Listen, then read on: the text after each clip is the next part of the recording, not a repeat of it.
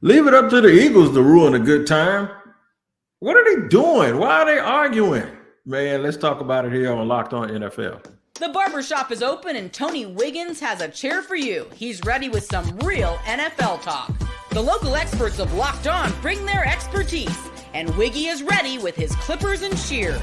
Sit down and enjoy. The new Locked On NFL starts now. Locked On Podcast Network. Your team every day.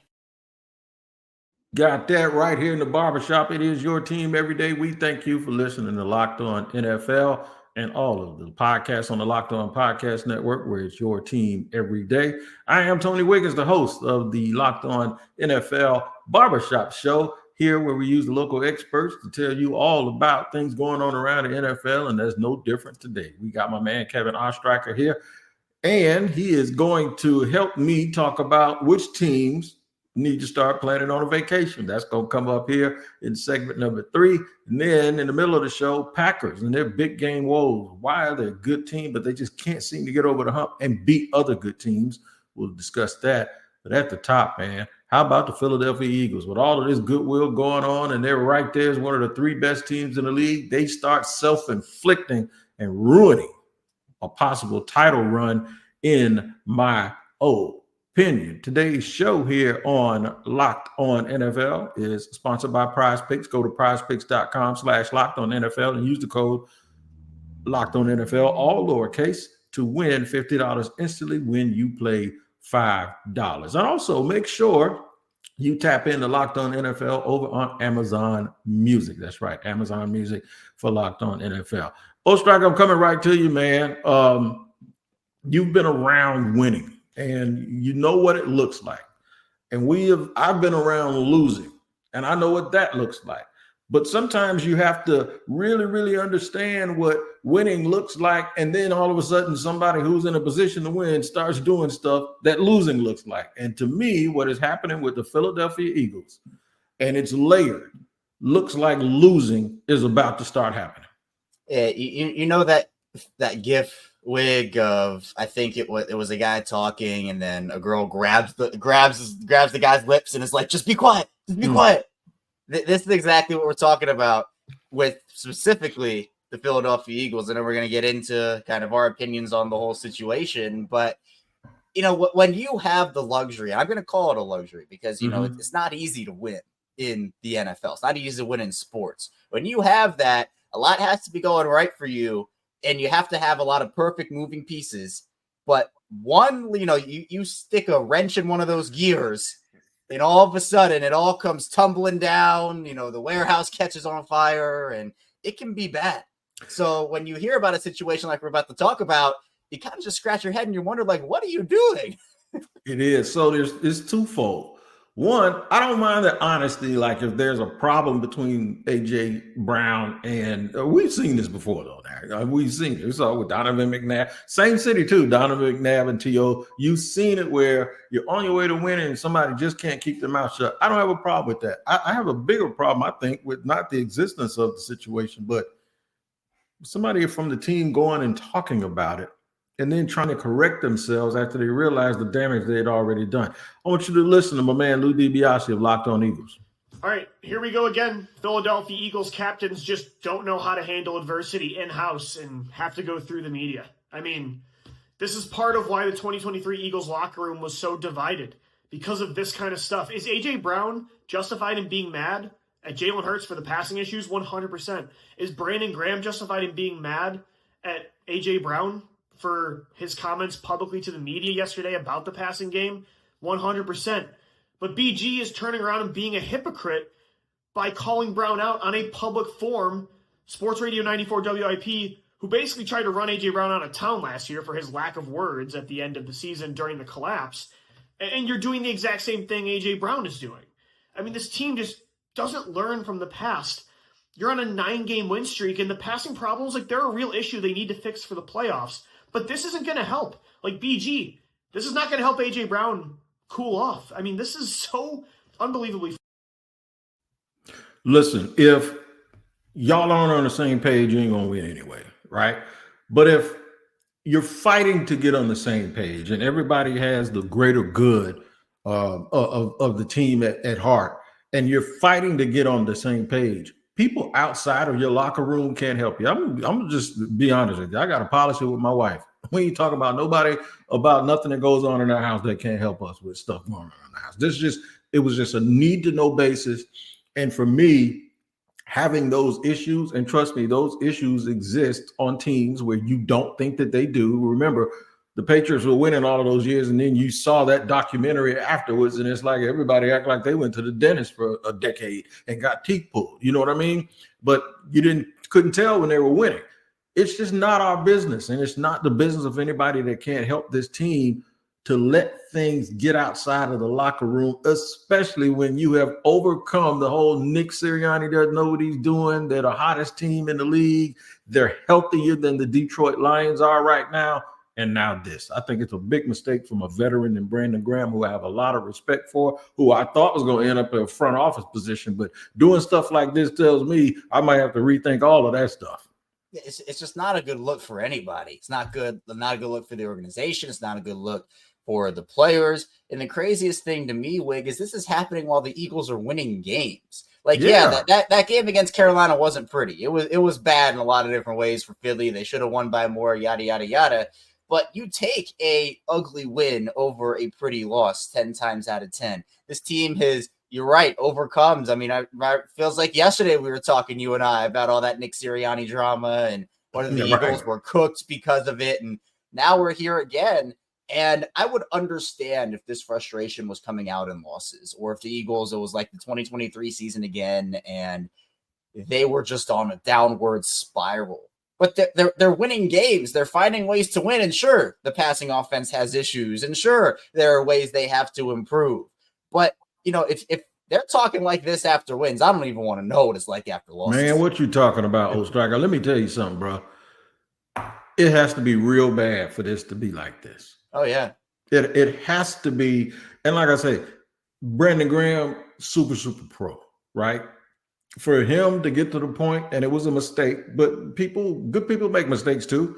For him to get to the point where he just unleashed, there was a whole bunch of pent up stuff going on inside of him, man. And the first chance he let it out. He might have done this too. And I still don't think it's the smartest thing to do, but he may have done this because he knows that stuff is going to end up blowing them up internally. Let's just get it out of the way right now with a couple of games left to go in the regular season. See if we can put everything on Front Street and bring everybody up. Maybe this appearance of division will actually be another reason for us to have a chip on our shoulder and become closer before the playoffs.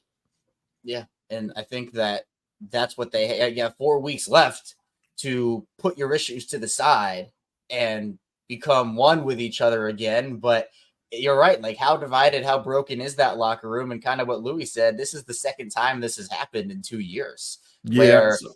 What it tells me is this can't go on anymore. Regardless of how the Eagles in their season, they got to break those two up. There's no way you can tell me, bro, that if this actually blows up, or if there's any dissension on the sidelines, if there's anything, if there's any finger pointing or pouting, the Eagles at some point have to realize this duo has to be split.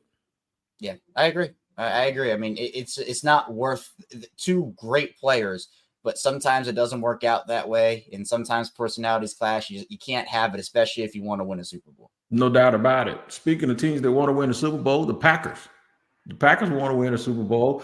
A lot of people believe that they're pretty good because not only on paper, on the field, they have gone down to the wire with some of the best teams. We talked about the Eagles, including the Eagles and the Lions recently. But for some reason, they just can't seem like they focus enough to really get over the hump. We'll let Peter Bukowski tell you about that in just a second here as we continue here on Locked On NFL.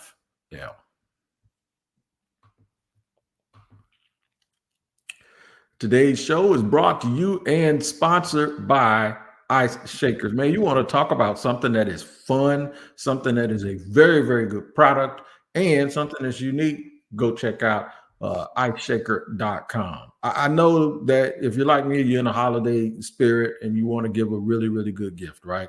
I'll tell you what, if you're a passionate sports fan, maybe you've heard of Ice Shaker. Ice Shaker is now officially licensed with the NFL, NHL, NBA, NCAA, and Major League Baseball, and will make a great gift. Kitchen grade stainless steel bottles that won't absorb odor like plastic bottles do. Patented twist-in agitator that breaks up all the type of powders that you can put in when you're doing your pre and post workout. Third-party tested, will hold ice for 30 plus hours. And created by Rob Gronkowski and the Gronkowski brothers, you can order yours right now, your team brand bottles at iceshaker.com, and use the code LOCKEDONNFL for 25% off your order. Ice Shaker, show your support for your teams with the best branded workout bottles on the market. Ice Shakers. And today's show is sponsored and brought to you by our friends over at Prize Picks. That's right. This episode is sponsored by Prize Picks. If you love watching the game and you're going to love Prize Picks, the easiest and most exciting way to play daily fantasy, whether it's football, basketball, or your favorite sports, Prize Picks makes your holidays bigger and brighter. Here's what you need to check out. You can now win up to 200 times your money on Prize Picks. Plus, this holiday season, they're giving away $30 million in rewards during Picksmas and offering 2 free picks in December. This week, I'm looking for Travis Kelce to get him some yards over 70 and Lamar Jackson to continue to build on his season and throw for more than 250. Download the Prize Picks app today and use the code LOCKEDONNFL to get $50 instantly after your first $5 lineup. That's right, $50 instantly when you play just $5. Prize Picks, run your game.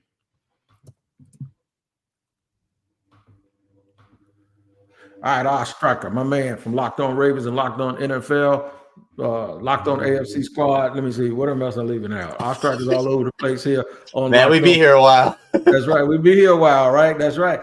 You know what? He's also he's all over the playoffs because the team he covers, Baltimore, they're going to be there. They seem like they're always there. But when you're a team that gets there a lot, that's not enough. And there's a team in the NFC that has found their way over the last 30 years in the playoffs a lot.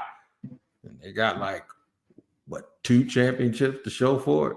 I think Aaron Rodgers does have one, and Brett Favre has one. So they got 2. That's not enough when you're always there. And right now, Green Bay is they're not on the outside looking in, but they are on the outside looking in terms of being elite. It seems like they have a problem doing the very little things. All right. So here we go with Peter Bukowski from Locked On Packers and Tucker Kraft here, courtesy of Packers.com. Just intent and focus before each play. Taking a breath, flushing the last one. I'm going to run every route like the ball's coming to me. I'm going to block every block like I'm the point of attack. It's just important to just have intent before each play. That voice you heard off the top, Tucker Kraft, talking about the difference between playing with aggression and playing with a focused intensity. It is a crucial distinction as the Green Bay Packers try and beat some of the best teams in the NFC. Here is a further explanation of what Tucker Kraft saw as one of the reasons why the Packers potentially started off a little slow in terms of the quality of their play. They didn't start off slow. They started off a little sloppy. That is what they have done all year. I have said on this show and others, even when I did the crossover with Peter Bukowski when the Packers came into Jacksonville and it kind of got out of here with a victory. I said, man, I don't know what it is about Green Bay that they just come out and stumble and bumble and outplay people, but then they find themselves behind, and then all of a sudden they make this run towards the end and they fall up a little bit short. They do that against good teams, and if they're going to win, that has to stop. It does. There are a lot of different ways you can start games, a lot of different ways you can end games, but you really have to be able to, in my opinion, play as consistent as a game from start to finish as possible, right? Because sometimes, you're running a race, you're trying to start off fast, and then you use all your energy. And then all of a sudden, everybody's passing you at the end, or you start off too slow and you try to make up too much ground as you come towards the finish line. And obviously with the Packers wig, we're talking about that latter part of it. But for a Green Bay team where they have talent on both sides of the ball, they're a good team, but I think that after that game against Dallas, where they just decimated Dallas in the playoffs, like you're not going to get a game like that every single time, right? But in close games, some teams are good, other teams are not. Some teams know how to win those games, other teams don't. And if the Packers want to achieve their goals and they want to go and, hang with Detroit in a playoff game, hang with Philly if the drama doesn't get too bad in a playoff game, they have to find ways to squeak those ones out. No doubt about it. And the other thing is,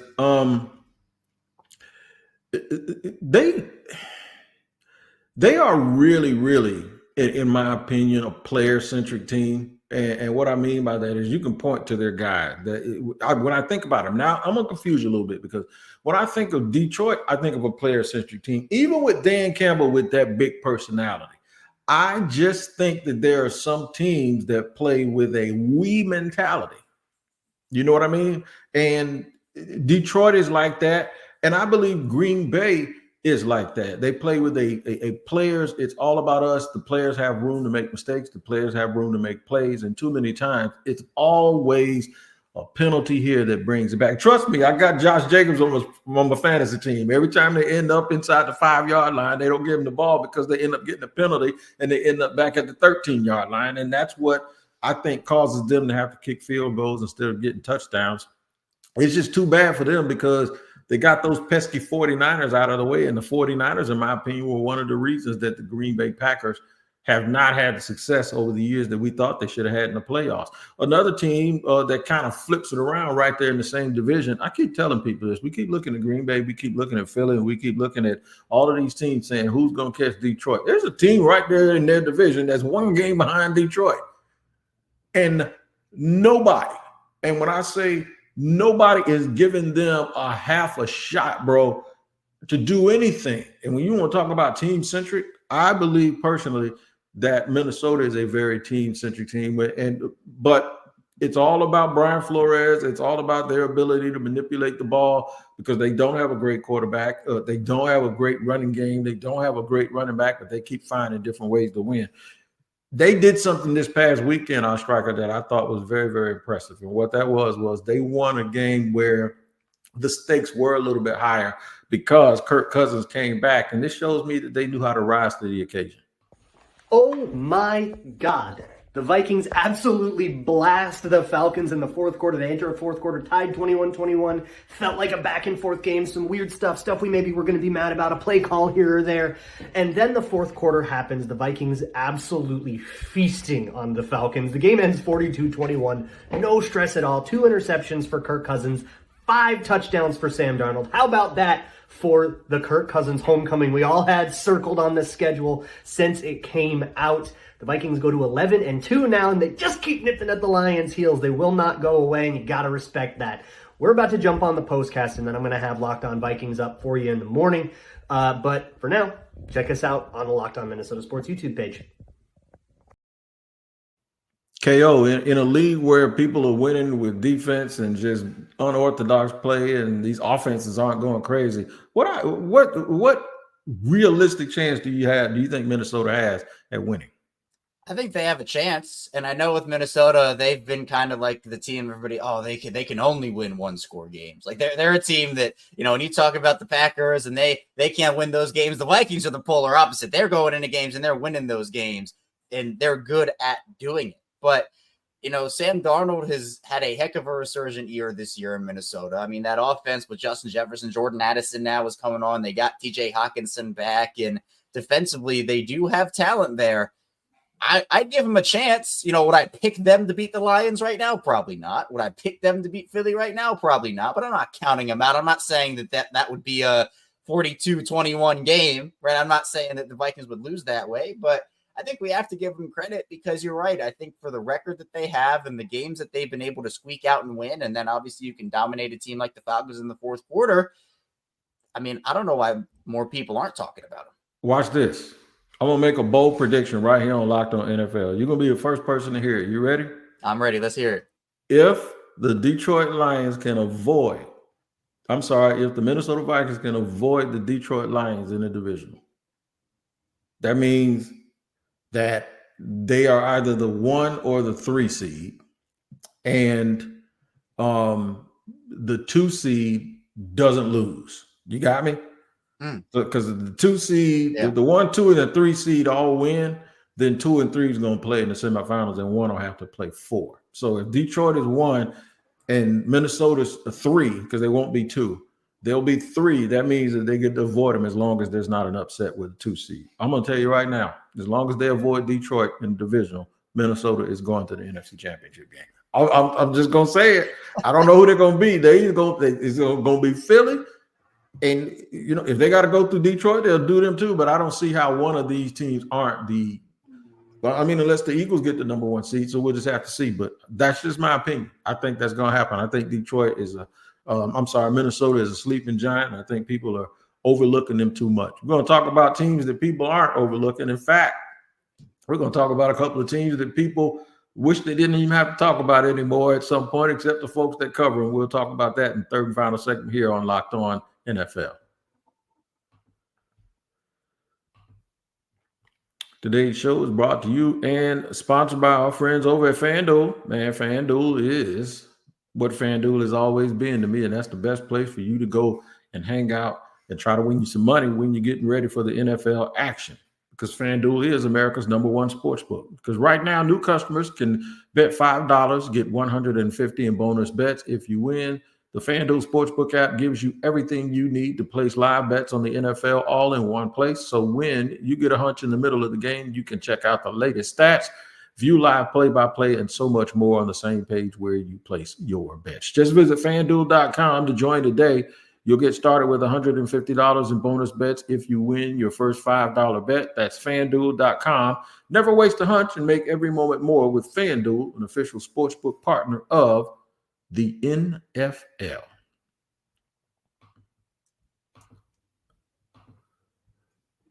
All right, man, running it down here on Locked On NFL. We've been talking about teams that might make the playoffs, good teams. Now let's talk about teams that aren't going to make the playoffs. The Dallas Cowboys made sure that last night with another loss at home in primetime against the Cincinnati Bengals.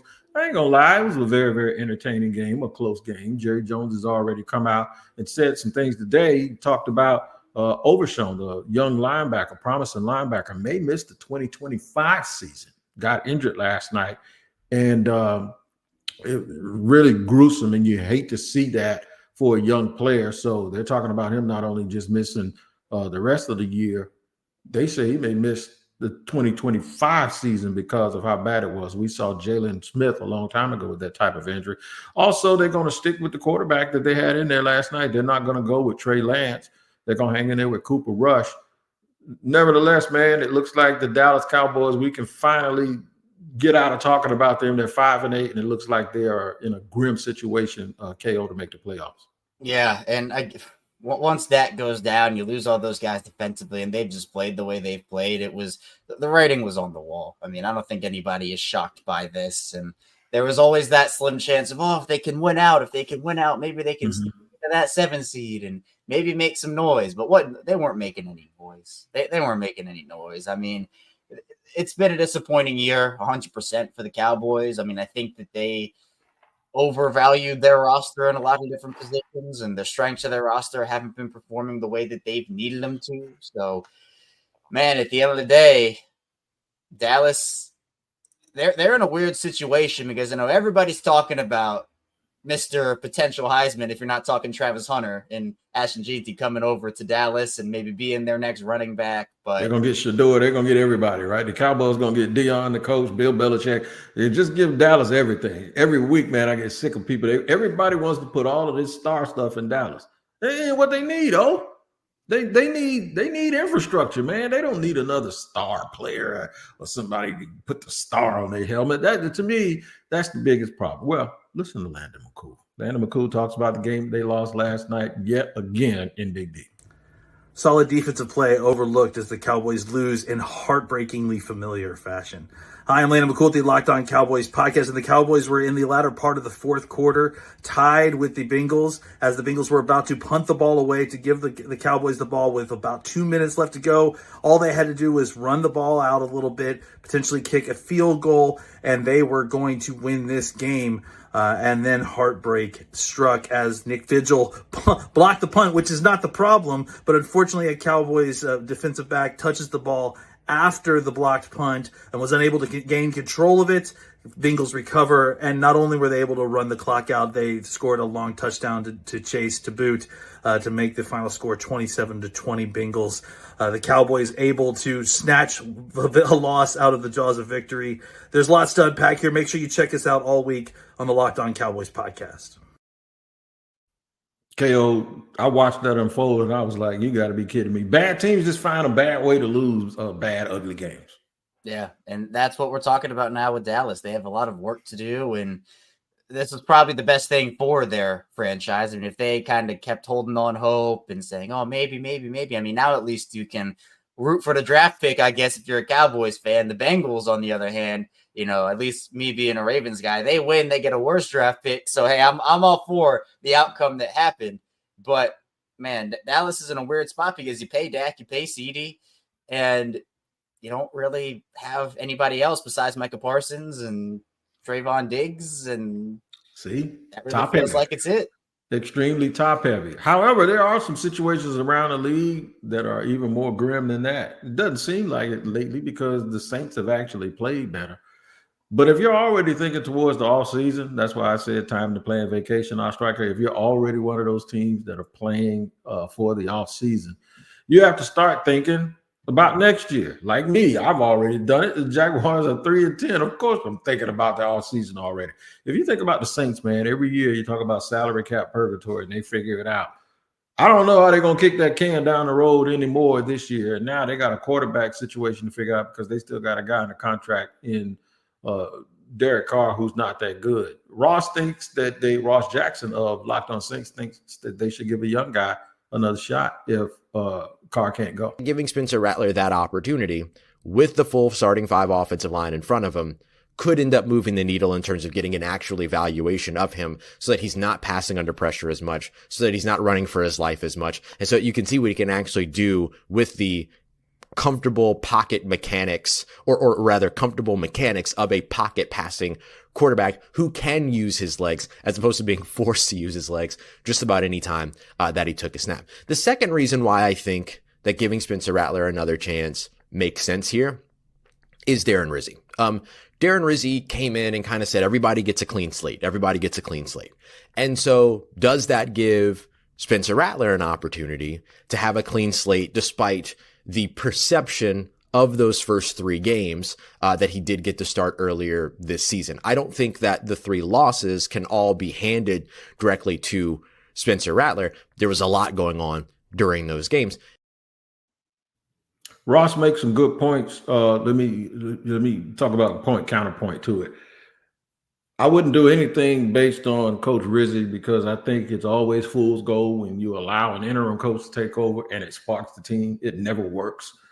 I do think there's something to giving Rattler a chance to play behind the starting offensive line so you can get a fair evaluation of them, because that does tell you what you're going to have to focus on in the offseason. But yeah, man, bad situation, though, when you're sitting here looking at the last 4 or 5, and something I'm very familiar with. When you're looking at the last 4 or 5 games of this year, only as a way to get you into the offseason to start making you wonder what it is you have to do to make sure you don't get back in this same situation in 2025. Yeah, I feel like that's one of the worst spots you can be in. It's just like, your season's ending and over. Everybody's getting injured. All these weaknesses have popped up for you. And, it's interesting because I think for rookie quarterbacks, younger quarterbacks who are just kind of thrown in these situations, it's not really fair to evaluate them based off of that. Yeah, because, what could they do with a fully healthy offensive line and good protection like Ross talked about there, and a full cast of good supporting weapons? When for the Saints, it's like, okay, well, if you throw Spencer Rattler back out there, you're essentially throwing him to the wolves, because it's like, your team is not nearly at full strength, and they're going to evaluate him based off of that. And it skews everything. Look, some players are just bad, right? Some quarterbacks are just bad, and they're not meant for the NFL game. But I think too much in today's game, we talk a little bit too much about young quarterbacks being thrown into bad situations and then saying, yeah, this is who they are.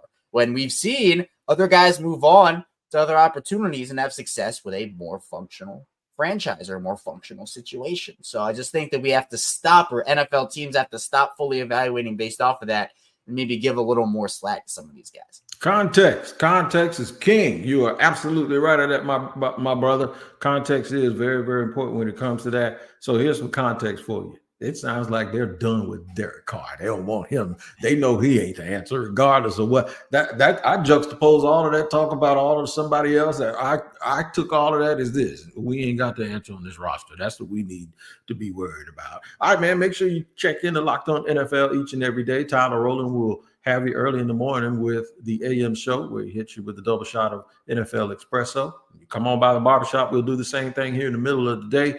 And make sure you get caught up on all the NFL news from around the league. Kevin Ostricher, we'll see you next Tuesday, sir. As always, Locked On Ravens every single day. Make sure you check that out. You can check me out on Locked On Jaguars as well. Till the next time, we'll see y'all later. Y'all take care of each other, and we'll do the same.